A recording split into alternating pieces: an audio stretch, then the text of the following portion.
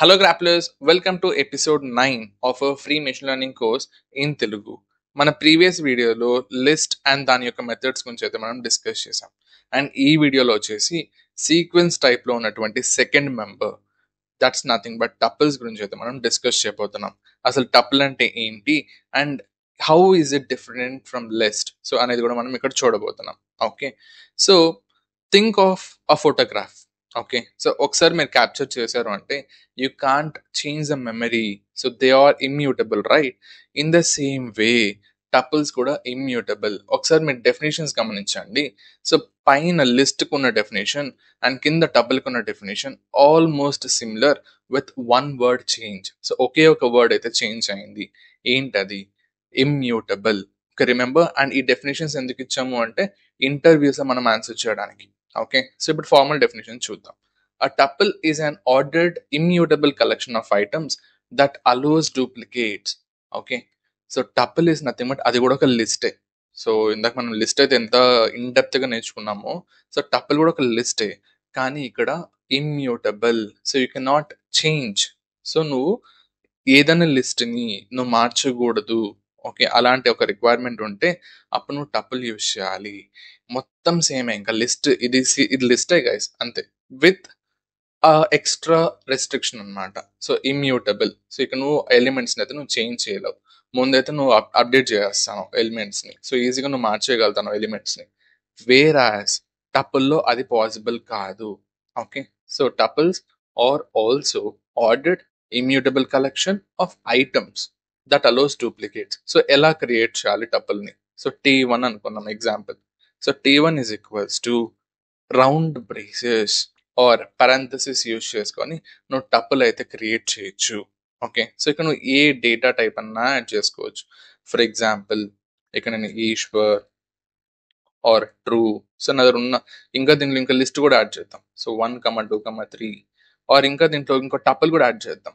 Okay, so 5, 6 ఇంకొక string ఇద్దాం, like for example గ్రాపిల్ deck. Okay, so నువ్వు ఏదైనా స్టోర్ చేసుకోవచ్చు. ఓకే, సో దాంట్లో నీకు ఎలాంటి రెస్ట్రిక్షన్ లేదు. అండ్ ఈవెన్ డూప్లికేట్స్ కూడా ఉండొచ్చు. ఆల్రెడీ 1 ఉంది, ఇంకోసారి 1 యాడ్ చేద్దాం, ఇంకోసారి 1 యాడ్ చేద్దాం.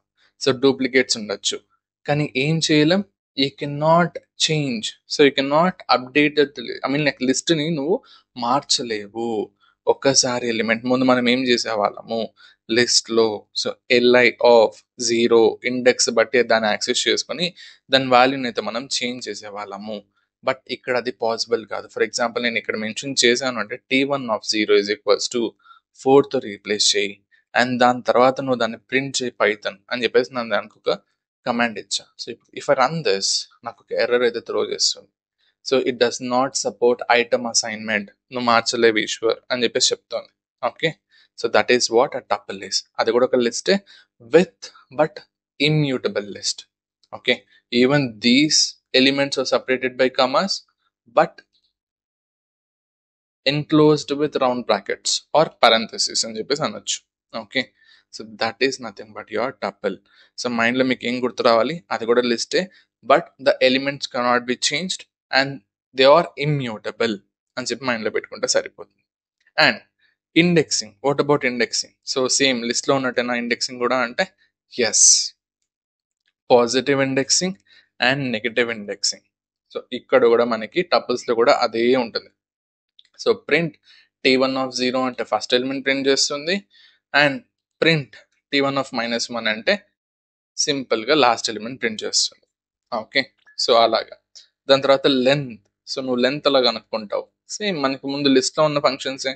సో LEN ఆఫ్ లిస్ట్ స్థానం ఇక్కడ మనం LEN ఆఫ్ అని చెప్పి మన టపుల్ పేరు ఇచ్చేద్దాం. So T1. If I run this program you can see that we are having 8 elements ఉంది నా లిస్ట్లో అని చెప్పేసి మనం చెప్తున్నాం. ఇలా మనం లెంత్ కనుక్కోగలుగుతాం. Next slicing. సో లిస్ట్లో స్లైసింగ్ ఉంది కదా ఇష్యూ, సేమ్ అది కూడా ఇక్కడ అదే కాన్సెప్టా అంటే ఎస్ అఫ్ కోర్స్, స్లైసింగ్ కూడా ఇక్కడ సేమే, నీకు ఎలాంటి డిఫరెన్స్ అయితే ఉండదు. ఫర్ ఎగ్జాంపుల్ ఇదే చూద్దాం. 1 నుంచి 4th ఇండెక్స్ అంటే దాని ముందు వరకు ప్రింట్ చేయి అంటే you can see that we are printing 2 Ishwar and true. ఈ 3 వాల్యూస్ అయితే మనం ప్రింట్ చేసాం. First index, second index and third index వరకు అయితే మనం ప్రింట్ చేసాం. ఒకవేళ అలా కాదు, నేను లాస్ట్ వరకు నేను ప్రింట్ చేయాలి అంటే LEN of T1 and jump ఒక 2 ఇద్దాము. సేమ్ ఇది మనం లిస్ట్లో చూసాము. సేమ్ థింగ్ ఇక్కడ కూడా మనం రిపీట్ చేస్తున్నాము. ఓకే, సో టపుల్స్లో కూడా మనకి స్లైసింగ్ అనేది ఉంటుంది, అది మనం యూస్ చేసుకోవచ్చు. And what about in? So మనం టపుల్స్లో చూసినట్టే ఇక్కడ కూడా మనం ఎలిమెంట్ అనేది చెక్ చేసుకోవచ్చు.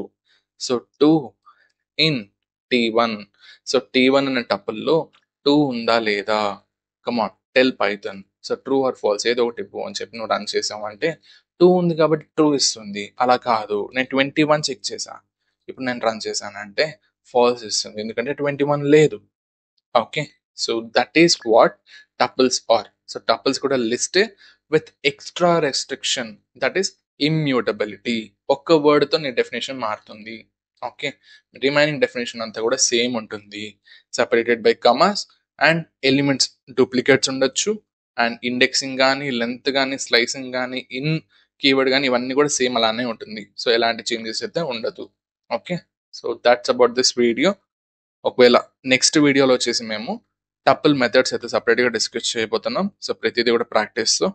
సో ఈ వీడియోలో ఏమైనా నేర్చుకున్నాం అనిపిస్తే ప్లీజ్ లైక్ చేయండి అండ్ కమెంట్ చేయండి, అండ్ మీ ఫ్రెండ్స్ అయితే షేర్ చేయండి.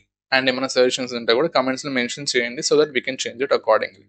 Okay, so that's it for this video. Thanks for watching. Happy coding. By by.